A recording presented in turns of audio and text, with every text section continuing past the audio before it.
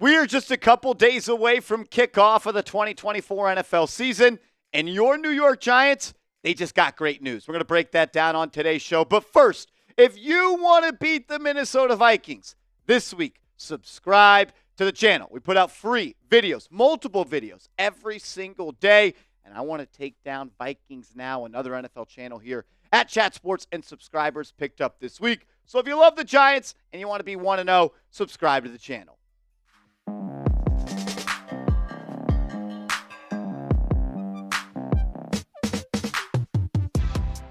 You're watching Giants Now by Chat Sports. I am your host, Marshall Green. Appreciate everybody for stopping by as we react to the news of the day circling around the New York Football Giants. It has been hinted at, it has been rumored now for months at this point, but today it is officially official as Brian Daboll announced that he will be the offensive coordinator. He will be the one calling plays for the New York Giants this season. And this is great news for you, for me, and for anybody that's a fan of this football team.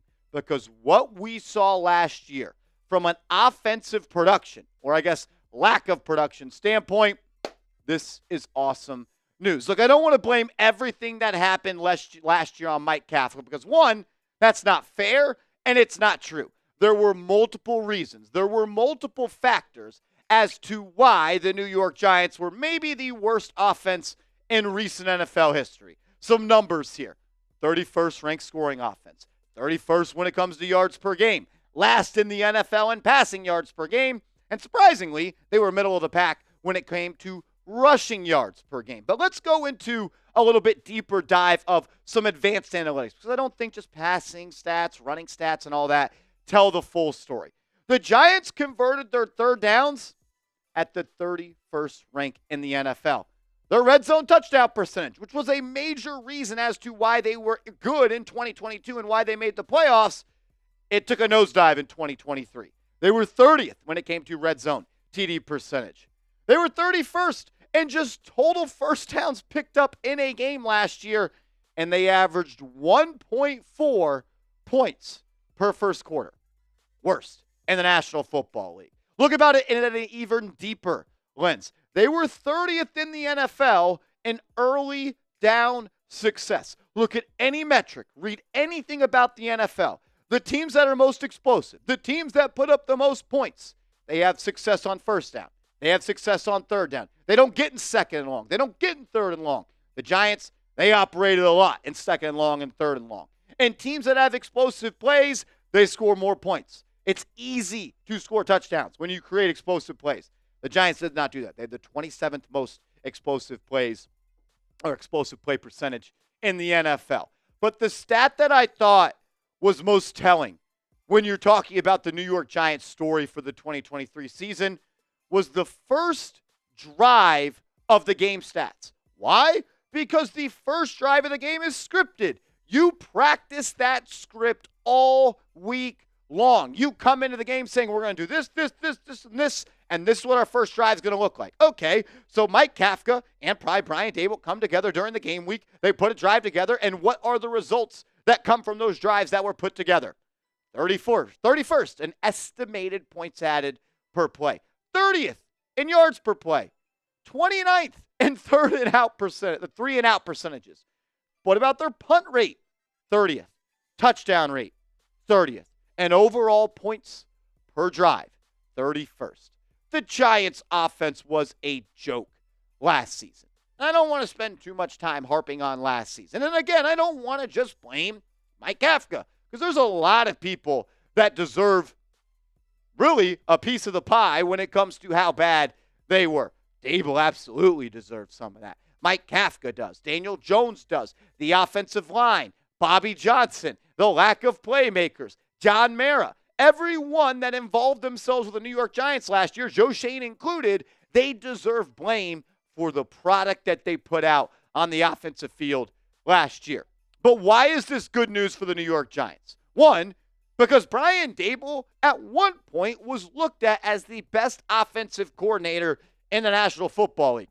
The reason that Brian Daboll left the Buffalo Bills as their offensive coordinator and became the Giants head coach is because of what he did there and the success that he had there. The Giants hired Brian Daboll to come fix this offense. And I would not say the offense is fixed. And it needs fixing. And you know what? They got a guy that has operated and called the shots and was the leadership of an offense in the NFL that in 2021, 2022, they were the second most scoring offense in the league, second most yards per game in the league, seventh most in passing yards, and seventh most in rushing yards. So can Brian Daboll do what he did in Buffalo, which got him this job, now do it with the New York Giants? It's a lot easier, though, when you got Josh Allen under center. It's a lot more easy for Brian Daboll to call up shot plays, to call up big plays, to call plays here, plays there, and plays anytime, anywhere, no matter what the down and distance is, when you got an MVP in the backfield named Josh Allen compared to, no disrespect,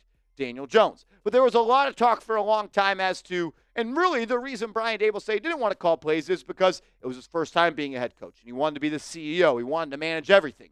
But the big-time coaches in this league, the guys that are chasing Lombardi trophies, the guys that are looked at as the best in the NFL, those head coaches, they also call plays for their teams. Andy Reid, Kyle Shanahan, Sean McVay, Zach Taylor, Mike McCarthy, Kevin Stefanski, Doug Peterson, Sean Payton, Matt LaFleur, Kevin O'Connell, and that's just 10. There's more in the NFL that are head coaches and call plays. It was more than time. And look, I get it. Year one, you want to give it to Kafka, sure. Then year one, Kafka did pretty damn well, and the Giants ended up making the playoffs. So I get it. You didn't do it then. But it was absolutely time this offseason for Brian Daboll to start calling plays, and he did that in OTAs, in minicamp, in training camp, in preseason, and joint practices. But the reason I am most excited about this is because it is finally time to evaluate Brian Daboll. Because we are either going to see a coach that is able to elevate I would say, talent-deficient offense into a good spot, or we're going to see him potentially show that he's just not that guy as an offensive coordinator, and maybe it was Buffalo and all the talent. I don't know which one it is, but I want to go to this. Everyone tells me, I love Brian Daboll, and I love Brian Daboll too. And they say Daboll is a quarterback whisperer. He was the reason that Josh Allen was that guy.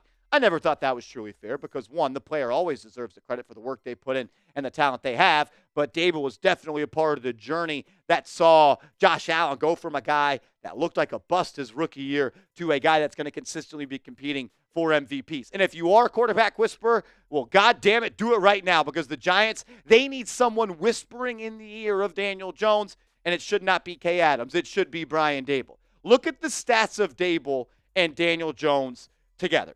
Some notes on these stats. In 2022, I looked at these stats in a lens of any quarterback that had a minimum or more than 154 snaps. 41 quarterbacks were qualified. In 2023, I looked at quarterbacks with a minimum of 150 snaps. 45 quarterbacks qualified. So 44 in 2020, 41 in 2022, 45 in 2023. Let's talk about big-time throw percentage. How often do you make a big-time throw? Even in the year that Daniel Jones and the Giants made the playoffs, it was still just the 39th spot for Daniel Jones. So 39th out of 41. He also had the 21st highest turnover-worthy play percentage. Not ideal. His average depth of target. How far are you throwing the ball down the field per throw? Daniel Jones, 40th out of 41. He threw 15 touchdowns and he threw 5 interceptions. That's awesome. But the turnover-worthy play percentage was way too high, especially when you factor in the ADOT, which was 40th out of 41, and the big-time throw percentage, 39th out of 41. What about last year, though? Only played 6 games, so not a large sample size, but that's why we looked at it through a percentage lens. Of the 45 quarterbacks that qualified in 2023, he was 38th in big-time throw percentage. He was 8th in turnover-worthy plays, which is surprising because he threw 6 interceptions compared to 5 in 6 games, but the way to look at that is not all turnover-worthy plays result in turnovers. I think we kind of saw an evening of the scale from 2022 to 2023. His ADOT in 2023, 39th out of 45 QBs, and then just 2 touchdowns to 6 interceptions. The reason I wanted to show that is, one, this isn't the first time Brian Daboll is going to have influence on this team. If you think for a second that it was Kafka calling the shots and he didn't have to talk to Daboll about it, you're just wrong. And there was rumors last season that Brian Daboll took over the coaches' meetings and even called plays for some time last year. And I say that to say, The big time throw percentage has to increase. Giants need to be more explosive. The A-dot needs to increase. And the turnover-worthy plays, they need to go down. One thing I definitely want to see, though, more of this year is Daniel Jones running the football. I understand the neck. I understand the knee. But you know what? The reason the Giants and Daniel Jones were successful as an offense is because how often they scored touchdowns in the red zone and because of his legs and the threat of him being a ball carrier. Limited sample size in 2023, only 6 games played. But can we get back to this? Daniel Jones plays 16, 17 games this year. Can we get over 700 yards? And can we get over 5 rushing touchdowns? If you can, that's going to go a long way into producing results for this offense. While the Giants may not have the most explosive playmakers, when you have to account for all 11 players every single down, talking about the quarterback running, it makes the defensive coordinator's life a little bit more difficult. Look, I am hoping Brian Daboll, as the full-time offensive coordinator, can unlock Daniel Jones. The easiest way for the Giants to be successful this year, the fastest way for the Giants to be competitive this year is if Daniel Jones is that guy. Even though I don't believe in him, even though I don't think he's a Super Bowl champion winning quarterback, I'll be rooting my tail off every Sunday for him to be good. Because if he's good, that means the Giants is good. And my life is always better when the New York Giants are good. I have more stats and more information and more reasons as to why this is good news for the New York Giants. But first, I got to give a huge shout out to today's sponsor, Game Time. What time is it? It is actually game time, as NFL Week 1 is right around the corner. You can get your last-minute tickets today by downloading the Game Time app, create an account, and if you use the promo code ChatSports, they're going to get you $20 off your first purchase where terms do apply. If you're looking for last-minute tickets, get hooked up with Game Time. You get to access your tickets from your phone, easy resell your ticket options. You get to see your seat view, and prices actually drop as the events get closer. And also, Game Time, they care about their customers. That's why you get the lowest price, guaranteed, views from the seats, and last-minute tickets and flash deals. Shout out to Game Time for sponsoring today's show. We love having them here, and we need you guys to help keep them here. So download the Game Time app, create an account, use the promo code ChatSports for $20 off your first purchase where terms do apply. And make sure you use the all-in pricing feature. That way the price that you see when you're looking at tickets is the price that you're going to pay when you get to checkout. Giants games, Yankees games, Knicks games, Mets games, concerts, theater events,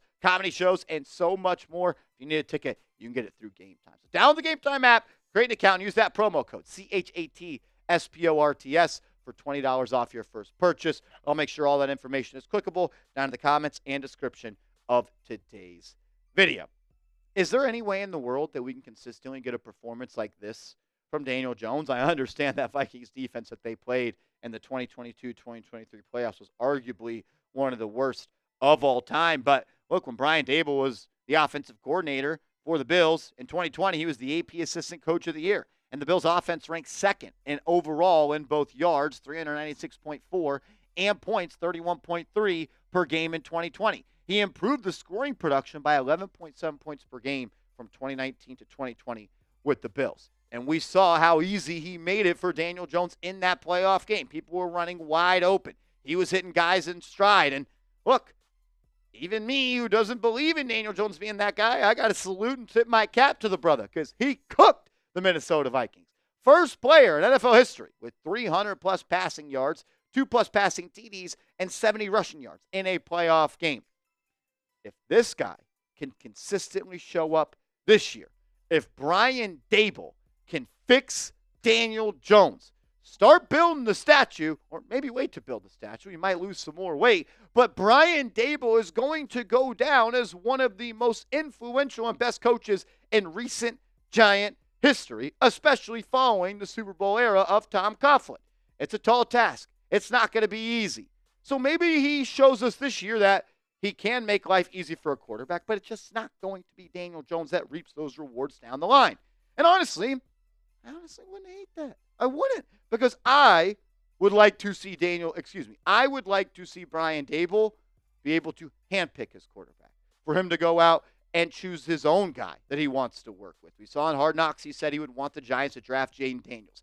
Get Brian Daboll an untapped potential quarterback. 5'2" quarterback. Can do it all. Uber talented. And then we'll find out if he is the QB whisperer. Either way it goes this year, it's going to be good news. And honestly, they should be better this year. I know there's been some pessimistic talk on this channel from me. I'm never scared to admit that. But let's keep it honest. The Giants are much better than what they were last year. Their offensive line improved dramatically. Their wide receivers, they improved drastically. Darius Slayton goes from wide receiver 1 to wide receiver 2. They're getting year 3, Wan'Dale Robinson, year 2, Jalen Hyatt. And oh, yeah, you got Malik Neighbors, maybe the best receiver in that class at number 6 overall. And now you got 2 tight ends. I know you had Darren Waller last year, and he was second in the Giants in yards last year, but he's not there anymore. Can Bellinger take a step? Can Theo Johnson, as a rookie, be a dependable player? And I honestly like the running backs that are on this team. I like Singletary. I like Gray. I like Tyrone Tracy. Look, the Giants, I'm not saying they're the most talented team in the world. I'm not saying they are loaded with talent everywhere. But I do think they're a little bit better than last year. And I think that there are plenty of players on this team that if Brian Daboll is calling the right plays, getting people in the right spots, pushing the right numbers when he's supposed to, there's more than enough talent for him and this entire team to be successful. Look, overall, if you don't take anything else from this video, take this. Brian Daboll becoming the offensive coordinator. Brian Daboll calling plays for the New York Giants this Sunday is great news. Last year, they were one of the worst offenses in the NFL. And that's not all because of Mike Kafka, but the reason it is good news is because, A, we're going to find out if Brian Daboll is the coach of the future for the New York Giants because he was brought here to fix the offense. I don't think he's got all the tools necessary to do it, but he has more than enough to show improvement. And if the Giants' offense does not improve, I think we need to have a long, serious talk of if Brian Daboll is that guy. That's where I stand on that. We're going to find out if he's the guy or not, in my opinion. They don't need to be the best offense in the league, but be better than last year. Show growth. Show that it was easier for Daniel Jones. And then when you get your guy next year or the year after, let's go compete in the NFC East. If you're ready for week 1, we're 5 more sleeps away. Tuesday night, Wednesday night, it's already Tuesday. Yeah, Tuesday night, Wednesday night, Thursday night, Friday night, Saturday night. Then Sunday morning, it's Giants football. If you're ready for the season, hit that thumbs up icon right now. And please, please, please give me a follow on social media. I'm on Twitter. I'm on IG at @MarshallGreen_. Give me a follow over there, and we can talk some more New York Giants football. Hit the sub button, like button, do the follow, do the share thing, and let's go Big Blue.